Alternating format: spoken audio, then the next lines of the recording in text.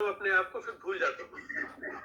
अरे हाँ, मैंने कहा बहुत बहुत शुक्रिया, बहुत अच्छा बोले आपने और बहुत सी बातों को क्लियर किया। और हमारे सुनने वालों को जो फेसबुक पर लाइव सुन रहे हैं उन्हें जानकी दास तेजपाल मेंशन का थोड़ा इतिहास पता चला, उस उपन्यास की बैकग्राउंड पता चली।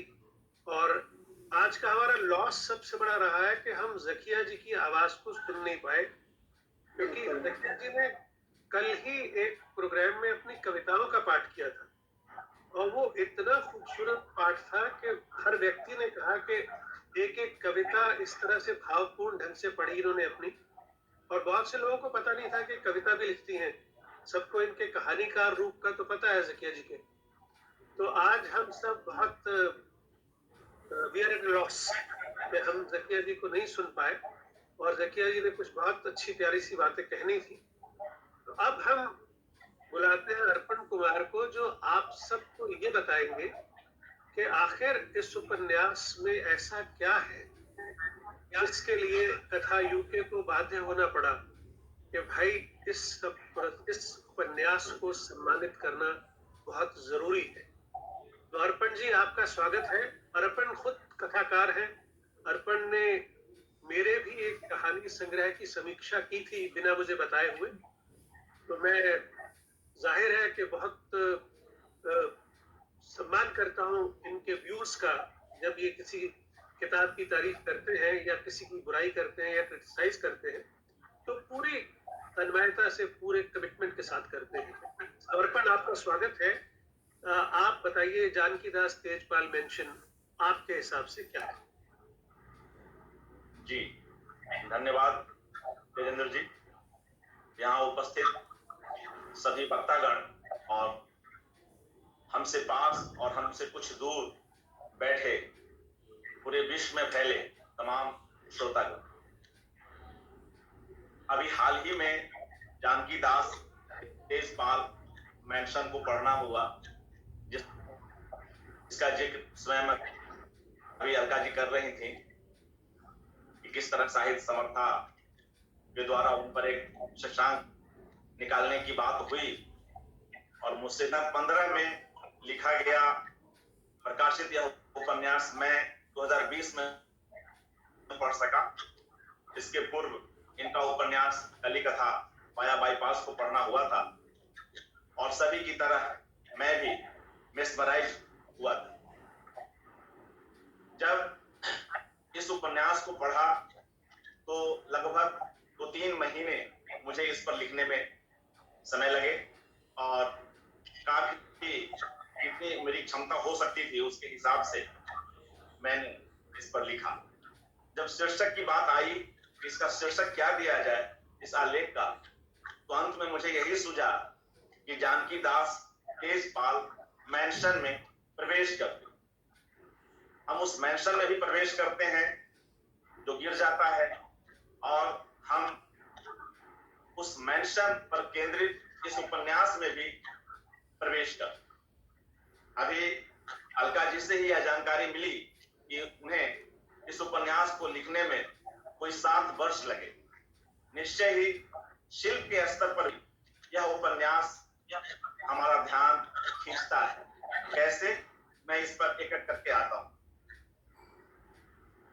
बंगाल में जो निवासरत मारवाड़ी समाज है उसकी कथा पहले भी अलका जी कली कथा में उतार चुकी हैं और पुनः उसी मारवाड़ी समाज का जो परिवार है, जो उसका एक परिवेश है, उसकी कहानी को इस उपन्यास में वो उठाती हैं।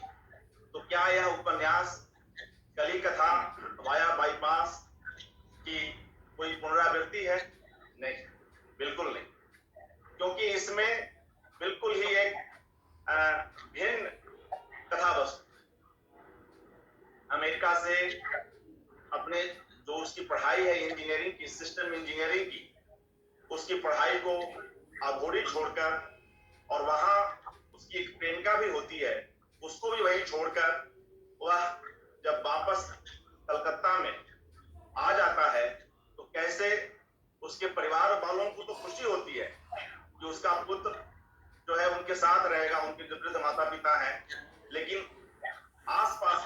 पड़ोसी लोग और दूसरे लोग कैसे उसका उपहास उड़ाते। कहानी यहीं से शुरू होती है और इसमें और भी कुछ चीजें हैं, वो मैं एक एक करके इस आलेख को ही पढ़ता हूं, मुझे भी थोड़ी सुविधा होगी। यह कहना गलत नहीं होगा कि बंगाल में निवासरत मारवाड़ी समाज अलका सरावगी जी की रचना परिधि में बार बार शामिल दिखता है। वे उस विशिष्ट सांस्कृतिक, सामाजिक, आर्थिक अस्तित्व की अलग अलग परिस्थितियों और पृष्ठभूमियों में पड़ताल करती नजर आती। कली कथा वाया पास में हम जानते हैं कि उनके जो नायक हैं किशोर बाबू और उनके परिवार की 4 पीढ़ियों की पूरी कहानी। यह अलका जी के लेखन की एक खासियत है कि उनके यहाँ संयुक्त परिवार भी पूरे दमखम से उभर कर आता है बदलते समय के साथ। और जानकी दास तेजपाल मैंसन में भी कई पीढ़ियां हैं। यह जो जानकी दास तेजपाल मैंसन है, अभी अलका जी ने काफी बातें नटशेल में इस उपन्यास को लेकर बताई। एक इमारत के इर्द गिर्द घूमी और इस इमारत के बहाने कई तरह के विमर्श आए हैं। जादवपुर आया है, नक्सलवाड़ी आए हैं, तमाम तरह के विमर्श भी आए हैं। इसके शीर्षक भी काफी महत्वपूर्ण है। कुल 8 अध्यायों में यह उपन्यास हमें पढ़ने को मिलता है। ये जो जयदीप गुप्ता हैं, वो कैसे शुरू में जयदीप बनकर आते हैं। उपन्यास के पहले ही अध्याय में जयदीप आता है और जब हम उपन्यास के दूसरे अध्याय में आते हैं तो हमें अचानक से जय गोविंद मिल जाता है। हमें पता ही नहीं चलता है कि अब तक हम जयदीप, हमें अपने पे डाउट होता है कि हम गलत तो नहीं पढ़ रहे थे, लेकिन नहीं, वो लेखिका की चतुराई है कि जयदीप जो पहले अध्याय में है, बाद में वह जय गोविंद के नाम से आता है और फिर तीसरे अध्याय में वह जयदीप बन जाता है, फिर चौथे अध्याय में जय गोविंद बन जाता है। इस तरह से यह क्रम चलता है। जैसा कि अभी अलका जी ने यह बात रखी कि जो जयदीप है वह उपन्यास के नायक जय गोविंद और उसकी पत्नी दीपा को मिलाकर रखा गया नाम है जयदीप, क्योंकि जय गोविंद को अपना नाम पसंद नहीं था। तब उसने अपना नाम जय गोविंद का जय ले लिया और दीपा का दीप लेकर जय गोविंद नाम लिया। और यह जो जयदीप है, जय गोविंद द्वारा एक आत्मकथात्मक उपन्यास लिखा जा रहा है जिसमें वह नाम जयदीप रखता है और वह इसे भूल भी जाता है कि उसने कोई ऐसी आत्मकथात्मक उपन्यास के लेखन की शुरुआत की। और इस तरह से यह इस उपन्यास का एक विशिष्ट शिल्प है जो आपको दूसरे अध्याय तक आते आते यह बात स्पष्ट हो जाती है। आप चौंकते हैं बेशक, लेकिन बात आपको समझ में आ जाती। कई दर्शन और व्यवहारिक बातें हैं और कुछ ऐसी बिल्कुल जो हम अपने आसपास सड़कों पर और घरों में जिस तरह की भाषा बोलते हैं या जिस तरह के तंज कसते हैं, वह सभी हमें यहाँ देखने को मिलता है। मैं पुनः शुरुआत पे ही आता हूँ। अमेरिका से लौटकर भारत में रह रहे जयदीप गुप्ता से उपन्यास की कहानी शुरू होती है। राह चलते लोग उसे पीछे से गाली देते हैं, उस पर व्यंग करते हैं और इससे उसके भीतर किस तरह के मनोभाव उत्पन्न हो सकते हैं, इसे भी बहुत ही बारीकी से इस उपन्यास में लेखिका ने उकेरा है। एक इंजीनियर के कलकत्ता में आने, वो भी अमेरिका से पढ़कर, और सफलता की दिशा में उसकी कशमकश को लेकर जो भी उस समय उसे लगा, लोगों को लगा कि यह असफल है या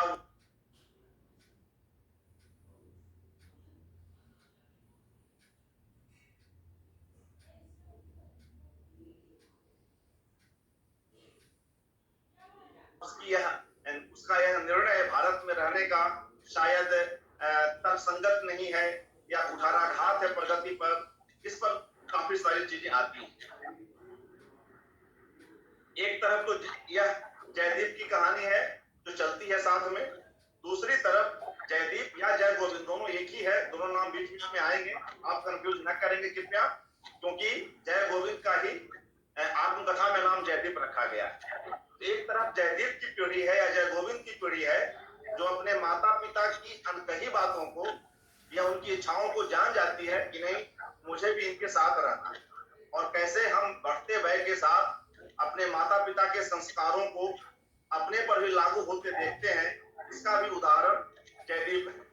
वहीं दूसरी तरफ जयदीप की जो पुत्र है रोहित, जो एक बैंकर है, वो किस तरह बंगाल को हड़प्पा कहता है और भारत को एक चिड़ियाघर कहकर उसका मजाक उड़ाता है, यह पीढ़ी वह भी है। तो जय गोविंद की पीढ़ी और उसके पुत्र रोहित की पीढ़ी के बीच जो एक डिवाइड आ गया है, जो एक एज डिवाइड है, उसको भी यहाँ हम देख सकते हैं।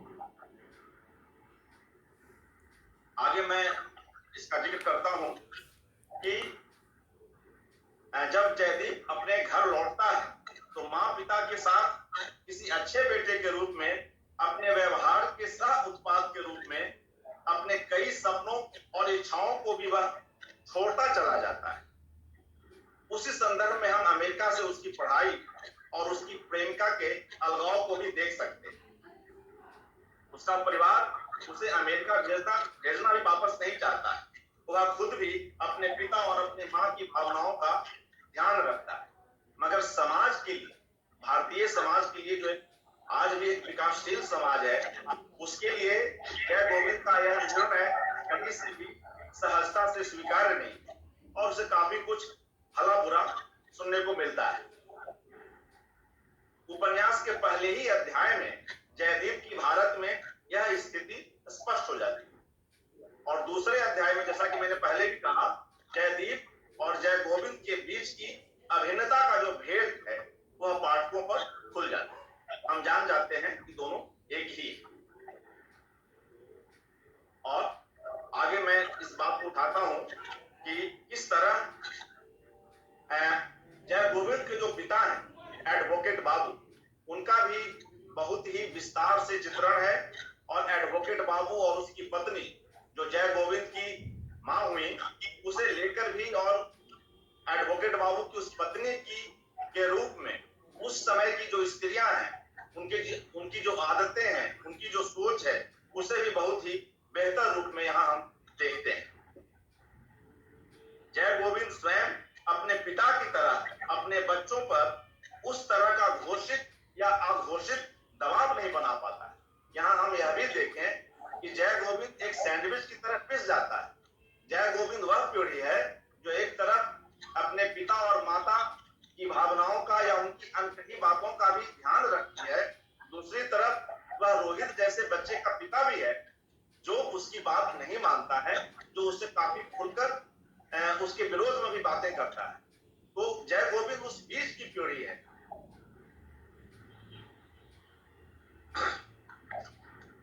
बीच बीच में कुछ अंश मैं छोड़ रहा हूं, उनकी फिर समय पे हम नहीं पूरा कर पाएंगे। रोहित कई बार भारत का मजाक उड़ाता है, जिसकी हमने चर्चा की। तब के कुछ खास पढ़े लिखे समुदाय में प्रचलित अभिव्यक्ति इंडिया वैश्विक के रूप में भी यहाँ हम उसे देखते हैं। इस उपन्यास के साथ हम यह भी पाते हैं कि चरित्र के रूप में जय गोविंद न सिर्फ हमें आकर्षित करता है, बल्कि विरोधियों के सामंजस्य के वाहक के रूप में वह कभी होशियार दिखता है। आगे उसकी कई ऐसी घटनाएं हैं और उसके संघर्ष हैं और वह वो कोई अच्छा व्यक्ति नहीं है, वह कहीं से भी आदर्श प्रस्तुत पात्र नहीं है। यह भी एक खासियत है। जय गोविंद भी लगातार वक्त के साथ बदलता चलता है, तो उसका यूं आदर्श प्रस्तुत न होना, कोई आइडियलाइज कैरेक्टर न होना भी कहीं न कहीं लेखिका के द्वारा किए गए पात्र चित्रण में यथार्थ के करीब उनकी जो शैली है, जो उनका आग्रह है यथार्थ के प्रति, उसे भी हम देख सकते हैं। तो कहीं वह होशियार तो कहीं कातर दिखता है, कहीं सफल तो कहीं असफल दिखता है, कभी बहुत अनर्थक जिद्दी दिखता है जय गोविंद, तो कहीं समझौता परस्त, कहीं अवसरवादी, तो कहीं लोक कल्याण के लिए किसी भी हद तक चले जाने वाला दिखता है। जब वह भारत में लौट आया है, वह तरह तरह के व्यवसाय करता है। भारत भी बदल रहा है, भारत का भूगोल भी बदल रहा है और आर्थिक उदारीकरण की भी बातें इसमें आई हैं। और इन सब के बीच जय गोविंद बूढ़ा भी हो रहा है, उसकी अपनी सनक भी है। कभी वह किसी व्यवसाय में उसे सफलता मिलती है, किसी में असफलता मिलती है और कभी वह अपने मूल्यों के लिए तो बहुत आग्रही दिखता है और कहीं बिल्कुल ठीक उसके विपरीत भी दिखता है। कह सकते हैं कि भारत से लेकर अमेरिका तक और कलकत्ता से लेकर दिल्ली तक के कई कथा प्रसंग हैं। यह पूरा उपन्यास सिर्फ कलकत्ता पर नहीं है, क्योंकि इसमें अमेरिका के भी काफी जिक्र हैं। जो उनकी प्रेमिका है जय गोविंद की, वह किस तरह जेंडर विमर्श को लेकर वहां संघर्ष करती हैं और बहुत खुले विचारों की हैं, उसका भी जिक्र आता है। तमाम चीजें दिल्ली की भी चीजें आती हैं। भारत में लाइसेंस राज में किस तरह कुछ चीजों को शुरू कर देने का, उसको शुरू कर दीजिए और कुछ कोई भी स्कीम चलाइए और फिर बाद में उस स्कीम को बंद कर दीजिए, ताकि जो शुरू के कुछ लोग जुड़ सके उन्हें ही हम लाभ दे सके। ऐसी कई बातें भी आई हैं। और इस क्रम में जय गोविंद किस तरह बार बार दिल्ली की यात्रा करता है और वहां की जो सत्ता से जुड़े हुए लोग हैं, या जिन्हें हम बिल्कुल शुद्ध रूप में कहें या विशद शब्दों में कहें, मतलब दलाली का काम करते हैं सत्ता के बीच, उन सबों का भी जिक्र बार बार यहाँ आता है। मेट्रो रेल की बात अलका जी ने अभी कर ही दी कि किस तरह जो है वो उसके कारण जब वो बनता है मेट्रो रेल, उसके आसपास तो वह बिल्डिंग खिलती है और ऐसा लगता है कि यह जो मैंशन है वो मैंशन ही नहीं हिल रहा, बल्कि उसके माध्यम से कई और चीजें, कई और पुराने निर्माण, कई निर्मितियां, कई सिद्धांत भी हमें हिलते हुए दिखते हैं। एक निर्माण कार्य का परिणाम बनी बनाई किसी प्राकृतिक मानवीय निर्मिति पर किसी न किसी रूप में पड़ता ही है। यह प्रभाव जानकी दास तेजपाल मैंसन पर भी पड़ा है। मेट्रो की गलत तरीके से खुदाई के कारण वह बुरी तरह झुक गया है और बीच बीच में हिलता है। एक पुरानी और बड़ी बसावट को समेटी हुई उस इमारत का हिलना, उसके साथ कई अन्य मूल्यों, स्मृतियों, अनुभवों का हिलना भी है, जिसमें हम पाते हैं कि किस तरह उसमें स्वातंत्रोत्तर भारत के मूल्यों के झुकने और हिलने की छवियां दृष्टिगोचर होती हैं। समय अगर हो गया हो तो क्या मैं इसका अंतिम अंश पढ़ दूं? जी बिल्कुल जी लास्ट कर दीजिए। तो मैं इसमें और कई जो उपन्यास स्वयं 7 वर्षों में लिखा गया हो, उस पर इतने कम समय बात नहीं की जा सकती है, लेकिन कार्यक्रम की अपनी गरिमा है, उसको ध्यान में रखते हुए मैं जो इस उपन्यास का अंतिम, इस आलेख का जो अंतिम अंश है उसे पढ़ता हूं। अलका सरावगी का रचनाकार वर्तमान की कड़ियों को काफी पीछे जाकर पकड़ता है। ये मुझे उनके कई उपन्यासों में यह बात लगती है। उनके पात्र जैविक और मनोवैज्ञानिक स्तर पर बड़े स्वाभाविक रूप में खुलकर पाठकों के सामने आते हैं और वे सभी के लिए शायद तभी कुछ ज्यादा विश्वसनीय साबित होते हैं। आदर्श प्रस्तुत नहीं है। यह बात उनके इस उपन्यास के पात्रों पर भी समान रूप से लागू है। अलका के लेखक की सफलता का एक बड़ा श्रेय कथा चरित्रों पर की जाने वाली उनकी मेहनत। काफी मेहनत करती हैं और बहुत बारीक डिटेल्स वो अपने उपन्यास में या अपने कथा वर्णन में प्रस्तुत करती है। सामान्य सी भाषा में कथा के विकास, संजाल और पात्रों के बारीक बारीक डिटेल्स और तत्कालीन समय के कई जरूरी और तथ्य से संबंधित तथ्यों की बदौलत वे अपनी रचनाओं को पठनीय और दस्तावेजी महत्व का बना जाते हैं। इस उपन्यास में हम समाजशास्त्र और इतिहास के भी कई तत्वों को देख सकते हैं।